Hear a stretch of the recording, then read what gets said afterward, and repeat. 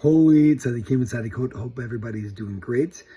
First things first, I want to give everybody just an update about the scheduling of where we are. We're, of course, in the middle of the 9 days, the saddest days of the year for the Jewish people, as we lead into Tisha B'Av. Tisha B'Av falls out on Saturday night, which means the fast starts even before Shabbat ends. The fast starts at sunset, wherever it is that you are across the world. It starts at sunset, even before Shabbat ends. Shabbat ends at 3 stars.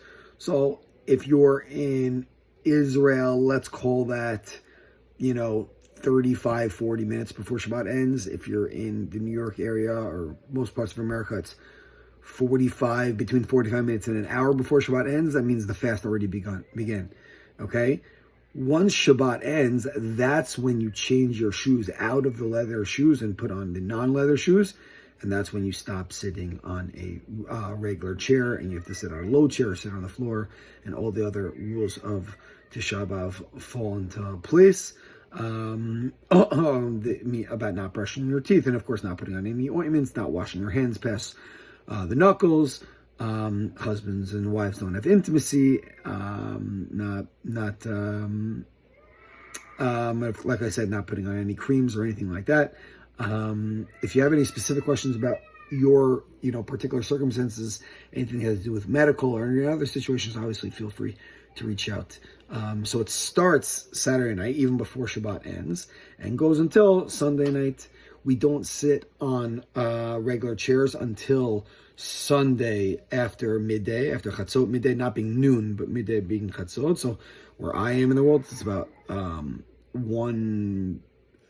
o'clock or so in the afternoon, give or take. And you can look it up from wherever it is that you are. That's Sunday. The fast ends Sunday night, the same time that Shabbat would end. That's when the fast ends, on the Sunday night. And then we don't continue regular activities, non-90s activities, things like live music and eating meat, etc., until Monday, Chatzot. So Monday, where I am, again, about 1 p.m., but wherever it is you are, again, Chatzot on Monday. Okay, so that's the schedule. Of course, if you have any questions about anything, you can, of course, reach out to me anytime, as always. Okay, so Parsha Devarim, we actually start a new Sefer this week, Sefer Devarim, and the first Parsha in Sefer Devarim is Parsha Devarim. Just a big shout out to Sefer Devarim. I cannot recommend enough just reading every Parsha, one by one, read it during the week or on Shabbat in English. Sefer Devarim is just incredible when it comes to life lessons, right? The incredible life advice and authenticity and beauty of Sefer Devarim, speaking about the important things in life and priorities. It's super uplifting and sometimes harsh, but straight to the point. I cannot recommend it enough. Sefer Devarim, it's really, really incredible. Okay? One of the things that Sefer Devarim really deals with is it's almost like a synopsis of the entire Torah. Like it goes through almost like the whole Torah in like a summary form. I don't want to use the word repeat, but retelling of many of the stories and many of the other laws. And one of the things that's mentioned in this week's Parsha Devarim is how when the Jewish people were traveling in the desert, they would follow the signs, right? God would lead them in their journey. During the day, there was what was called Amun Ha'anan. They were surrounded by the magical clouds from Shamayim that protected them from weather, right? The weather, protect them from animals, protect them from, bad people attacking. They were called the Amud Anan, the clouds from God. And at night, they were protected by the Amud Ha'ish, right? The pillar of fire. And it would provide light, it would provide warmth, and would provide protection, etc.